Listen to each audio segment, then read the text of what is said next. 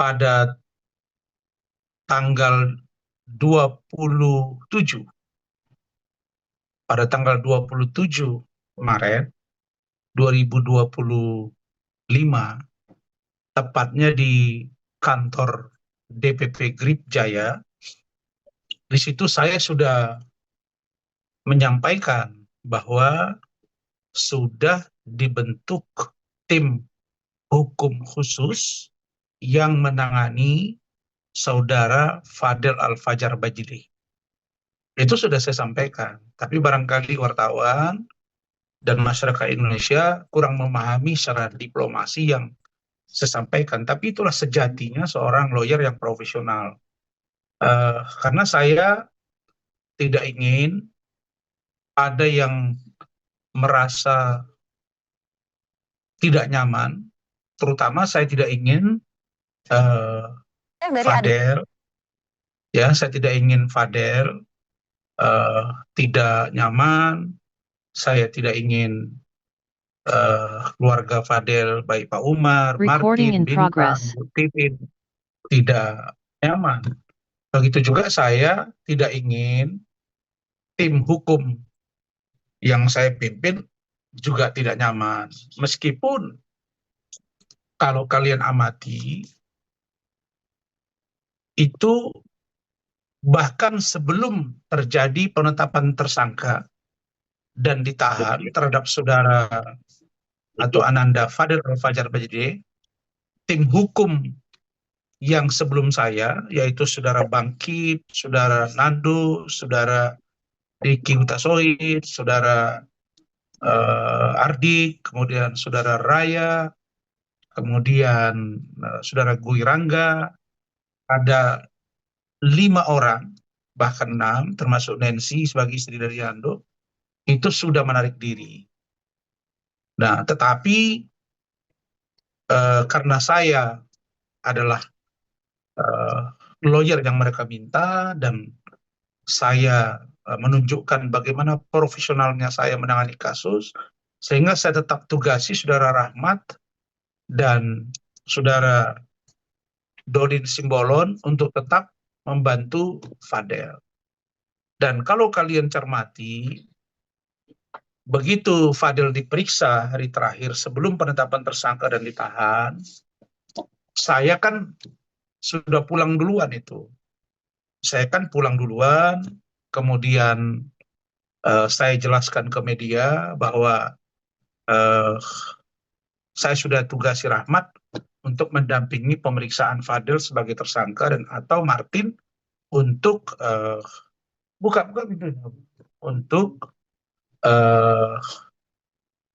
mendampingi, karena malam itu Martin minta diperiksa sebagai saksi dari pihak Fadel. Nah, jadi dari kalimat saya di depan media pada waktu itu saya sudah nyatakan bahwa saya dalam tanda kutip mulai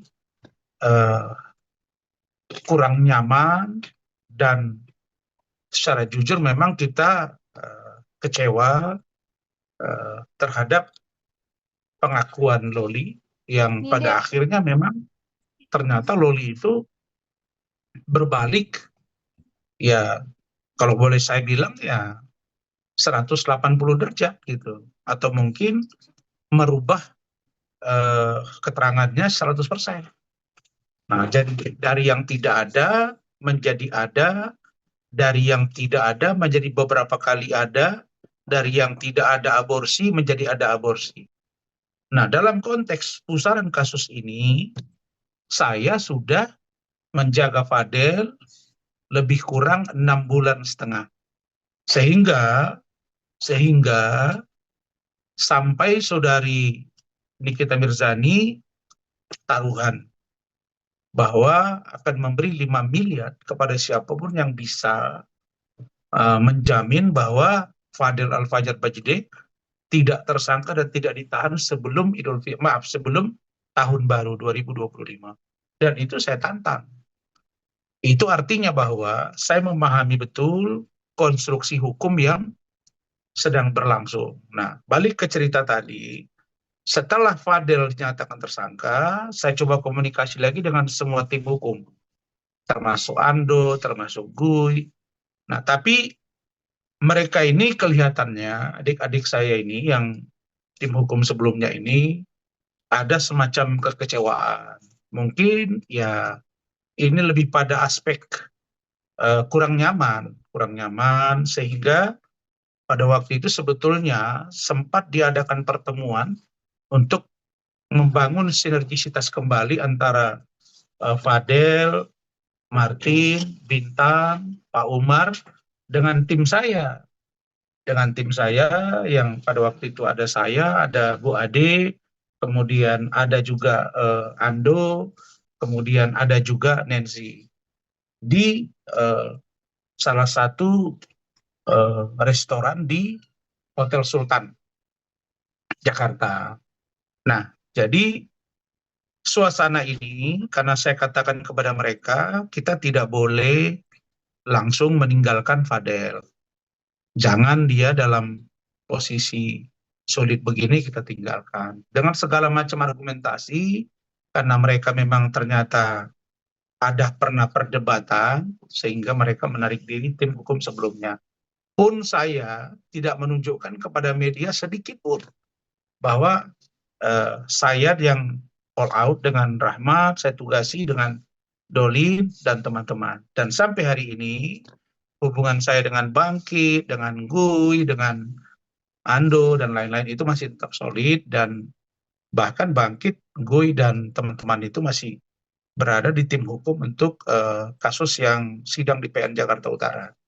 Jadi intinya bahwa sebenarnya kalau kalian cermati statement saya 27 Maret itu sebelum saya ke Malaysia itu sudah saya sebut bahwa saya, tim hukum saya, keluarga Bajide itu sudah rapat dan menunjuk tim hukum yang khusus membantu Fadel untuk sampai di persidangan dan sampai pada putusan.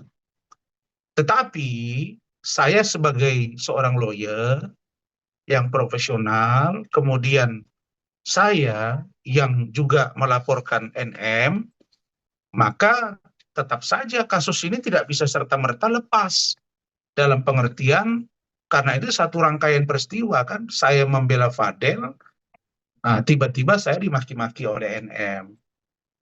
Lalu saya laporkanlah ke Polres Metro Undang-Undang IT.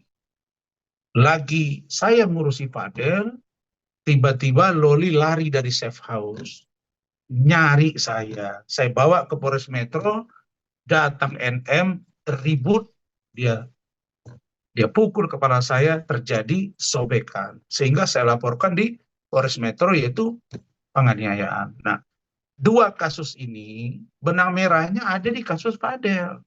Nah, makanya saya sudah katakan bahwa untuk urusan saya dengan NM, kasusnya akan lanjut dan saya akan tetap speak up sampai dia tersangka dan disidang. Adapun kasus Fadel, kalau terkait dengan persoalan-persoalan yang saya ketahui, kemudian perkembangan-perkembangannya, bagaimana elaborasinya, masih ada sinkronisasinya dengan kasus yang saya laporkan terhadap NM, ya tentu akan tetap saya ulas. Tetapi untuk penanganan kasus Fadel, bahwa itu memang dari awal sudah saya sebut tanggal 27. Nah, inilah poin pentingnya untuk kalian pahami. Jadi ini semata-mata karena memang saya pun sibuk, ada kasus baru juga, saudara Pak atau Pak David Raharja yang sedang saya urusi di urusan perbankan di daerah Jakarta Pusat. Begitu.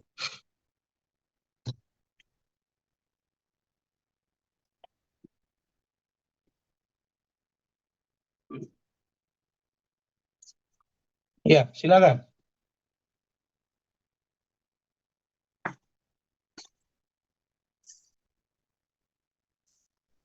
Silakan.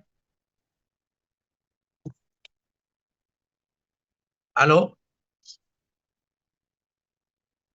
Jadi sudah 14 partisipan saya lihat nih. Halo.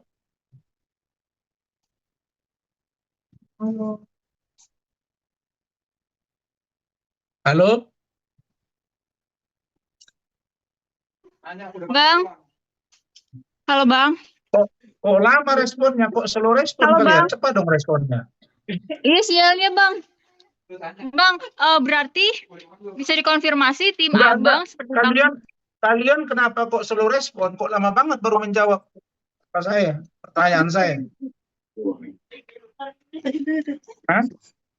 Halo. Kok lama banget baru menjawab statement saya? Halo Pak. Kenapa kok lama banget menjawab statement saya? Ini Bang, sinyal hilang Bang. Sinyal saya sempat hilang Bang ini. Iyalah, sekarang udah dengar nggak? Dengar. Jangan terlalu lama saya nanya dong. Harus tanya langsung ke respon gitu loh. Siapa? Bang, berarti dikonfirmasi tim Bang Rasman seperti Bang Rahmat ini masih menjadi bagian dari tim kuasa hukum Fadel ya Bang, bukan keseluruhannya ya Bang. Berarti hanya Abang saja yang tidak bergabung. Bukan. Tim hukum saya, tadi kan saya lagi di jalan, di telepon salah satu media, dikirimin statement dari Martin dan Bintang, pasca membesuk Fadel. Kan ditunjukin tuh ada surat pencabutan kuasa, benar kan? Dan itu Benar, adalah Bang. Dan itu adalah surat pencabutan kuasa dari saya. Itu dari saya. Dan surat kuasa tersebut hanya digunakan untuk kepentingan pembelaan hukum di peradilan atau sampai dengan P21 tahap 1 dan tahap 2 sampai pengadilan. Bila mana ternyata Fadel misalnya bisa dilanjutkan ke persidangan. Tapi kalau Fadel ternyata mungkin kalau misalnya itu terjadi, ya syukur alhamdulillah, misalnya dia ditangguhkan atau mungkin dia di SP3 karena dicabut laporannya oleh NM sebelum P21 kan bisa saja terjadi. Nah, tetapi untuk tim saya, Rahmat dan lain-lain yang ada di kuasa itu, karena ada Pak Lecumanan juga belakangan masuk, kemudian ada Ibu Eli Danetti dan lain-lain, itu semuanya saya sudah sampaikan untuk tidak bergabung. Biarkan tim hukum yang lain membantu Fadel. Tetapi jika diperlukan asistensi dari kami dan atau jika diperlukan pandangan hukum dari saya, karena saya dari awal sudah tahu kasus ini, ya tetap saya akan menyampaikan ke media. Jadi bunyi surat di situ saya sebut itu kalimatnya secara hukum, secara kuasa hukum saya menarik diri. Ya, jadi secara kuasa hukum saya menarik diri dari proses penanganan perkara, bukan untuk di-up ke media surat kuasa dimaksud. Nah, kemudian kenapa saya bilang begitu? Karena saya tidak mau nanti jadi beban bagi Fadel. Karena ancaman hukuman Fadel ini kan lumayan besar, 15 tahun. Belum termasuk lagi yang urusan pasal mengetahui dan atau menyuruh melakukan aborsi. Jadi kalau diakumulasi itu kan ancamannya 19 tahun. Hampir sama dengan urusan dengan Nikita Mirzani yang ancaman hukumannya 20 tahun. Jadi itu posisinya. Dan saya minta agar keluarga Bejide, dalam hal ini Martin dan Bintang, untuk membaca surat yang waktu itu hanya dikerjakan oleh anak saya Khalif gitu. Karena saya waktu itu buru-buru ada kegiatan, kemudian Rahmat sudah ke Sidimpuan mengurusi pernikahan, kemudian anak saya Kadif itu hanya tulis tangan, kemudian diketikkannya dan itulah apa adanya. Dan itu untuk kepentingan penanganan kasus Fadel yang tidak untuk diekspos kemana-mana. Maksud saya apa? Untuk orang tahu bahwa karena kesibukan saya, karena kesibukan tim hukum yang lain, maka kita serahkan untuk tim yang lain membantu Fadel. Kira-kira begitu. Bang, tapi mungkin dari keluarga Fadel sendiri update terbaru dari Fadel setelah Lebaran ini mungkin ada langkah-langkah apa lagi sih dari tim kuasa hukum Abang untuk kasus Fadel? Ya, kalau untuk langkah-langkah hukum, mungkin kalian bisa komunikasikan juga nanti ke keluarganya. Tetapi kalau dari kami, saya jelasin ya. Jadi tanggal 25, 26, 27 itu 3 malam itu Pak Umar, Martin, Bintang itu ketemu saya. Ya, mereka 2 kali datang ke rumah saya minta ketemu dan saya waktu itu di luar karena banyak urusan saya nangani klien kan. Terus saya baru pulang tuh jam 11 malam. Mereka tunggui, barulah saya terima di dalam rumah, ada Bu Ade dan lain-lain. Nah, disampaikan, diskusi kita panjang lebar. Sebelumnya juga sudah bertemu di salah satu rumah makan di Gajah Mada, juga membahas yang sama. Ya intinya kita ingin Fadel ini dibantu maksimal, itu intinya. Dan saya mendorong, kalau memang ada orang lain yang lebih maksimal membantu Fadel, yang penting Fadelnya terbantu, ya monggo. Kita tidak ada masalah, makanya saya keluarkan kertas itu secara hukum. Tapi tidak berarti membatasi saya, untuk saya tidak berkomentar di kasus ini, karena kasus Fadel ini sudah kemana-mana. Karena saya bela Fadel, saya dimaki-maki. Melalui media sosial saya laporin ke polisi. Karena membela Fadel, Loli lari ketemu saya bawa ke Polda, ke Polres Metro, saya dipukuli oleh NM. Kan nggak bisa lepas dari kasusnya. Nah, sedangkan kasusnya Pak Umar Bajide, itu dibicarakan ke saya kemarin itu tidak ada pencabutan laporan. Nah, tetapi tadi saya lihat ada pencabutan laporan. Nah, kalau mereka cabut laporan, ya saya sudah sampaikan, komunikasikan ke kita. Nah, tidak ada yang melarang. Tapi ketika di rumah saya, Pak Umar, Martin, Bintang, ya itu kita kaji baik buruknya. Dan kita sudah sampaikan bahwa kalau dicabut, apa untungnya buat martabat Fadel? Kalau dicabut laporan Pak Umar, untungnya buat Fadel apa? Nggak ada. Ya, tapi kalau mereka juga tetap ingin mencabut, ya monggo silakan. Katanya sudah dikirim surat ke pihak penyidik, nanti saya akan cross check. Tapi kalau laporan saya terhadap Nikita Mirzani, Undang-Undang IT, pelanggaran Undang-Undang IT, pencemaran nama baik, dan penganiayaan itu lanjut. Lanjut sampai ke persidangan. Dan tidak ada toleransi di situ. Begitu.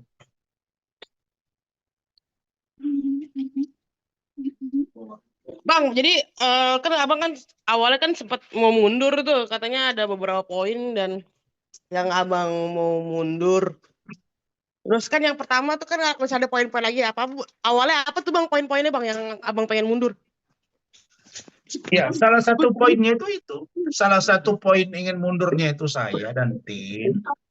Karena kami waktu itu mulai curiga bahwa dugaan pasal yang disampaikan kepada Fadel, yaitu dugaan melakukan kekerasan seksual terhadap anak di bawah umur, atau dugaan pencabulan dan lain sebagainya, serta aborsi, itu teman-teman saya sudah mulai pada ragu. Oh, berarti Fadel ini tidak jujur ke kita gitu. Bahasa-bahasa itu mulai ada. Nah, itu poin satu. Poin yang kedua, tiba-tiba kita dengar mereka mau cabut laporan. Sementara selama ini Pak Umar ini dan Martin dan Bintang, bahkan Fadel sendiri kencang sekali. Kencang itu dalam pengertian, pokoknya kalau anak saya ditahan, kami nggak akan diam. Martin juga, sampai kita dengan tim itu selalu bujuk, jangan Pak Umar, jangan. Makanya lihat sendiri di media kan. Nah, kenapa kok tiba-tiba ada ruang untuk melaporkan Loli, tapi ruang itu tidak diambil. Nah, saya tidak akan berkomentar begini kalau misalnya kalian tidak tanya. Tapi karena dia sudah ngomong dan saya dengarin sampai selesai, ya saya omongin apa adanya. Nah, jadi sebenarnya kami sudah lama ingin menarik diri. Tapi saya secara profesional tetap menangani, sehingga terjadilah pembicaraan antara saya dengan keluarga Bajide itu 3 kali berturut-turut di 3 malam terakhir. Dan kita baik-baik. Jadi Pak Umar, Martin, Bintang datang ke rumah, kita ngopi di rumah, bahkan kita makan di salah satu rumah makan, dan saya sampaikan bahwa ya kalau memang dilihat bahwa tim saya kurang maksimal pasca ditahannya Fadel, ya memang benar kurang maksimal. Kenapa kurang maksimal? Karena tim hukum kita itu ya bisa dibilang kecewa. Kok tidak dari awal dibuka, misalnya ya memang ada begini mengarah, tapi ini kan sama sekali ditidakkan. Dan kita menjadi sangat yakin waktu itu Fadel tidak melakukannya, karena melihat reaksi Fadel, mengarah sekali Fadel ini. Kalau kita arahkan, kita tanya, misalnya kamu benar nggak ada nindurin? Enggak ada om, gini disumpah. Pak Umar juga, Martin juga, tapi itu semua kita ramu menjadi sebuah tindakan agar kami benar-benar profesional. Ingat ya, ini bulan Syawal, kita baru saja memaafkan, jadi tidak boleh menambah, katakanlah membuat dosa baru. Karena dalam ajaran Islam yang saya yakini, ya kalau kita sungguh-sungguh khusyuk ibadah, Ramadan, puasa, itu diampunkan dosa dan kita kembali fitri, yaitu suci. Nah, jadi saya tidak mau ada benturan-benturan. Ini pun saya tidak menyampaikan secara vulgar kejadian ini. Mereka datang ke rumah saya 3 kali diskusi begini karena kita sudah sepakati untuk ini tidak di-up ke media. Tapi ternyata mereka up ke media tadi. Nah, mungkin karena walaupun misalnya statement itu tidak terlalu panjang, tapi intinya kedua belah pihak sudah saling memahami dan saling mengerti bahwa tim saya tidak lagi masuk kerana urusan penanganan perkara, sedangkan tim yang lain akan membantu dia tanpa di-up ke media terlalu vulgar. Jadi tadi itu ada kata-kata Bintang yang mengatakan kurang maksimal setelah ditahan. Ya, saya jawab, kenapa kurang maksimal? Karena tim hukum saya mulai ragu bahwa Fadel ini berbohong, bahwa tim hukum kami mulai ragu bahwa keluarga Bajide mulai berbohong. Nah, tapi saya kan orangnya profesional. Saya tidak mau ini terlihat ke permukaan karena saya buat sehalus mungkin. Makanya sampai dengan saya berangkat tanggal 28, hari Jumat 28 Maret, dengan hari ini udah 1 minggu.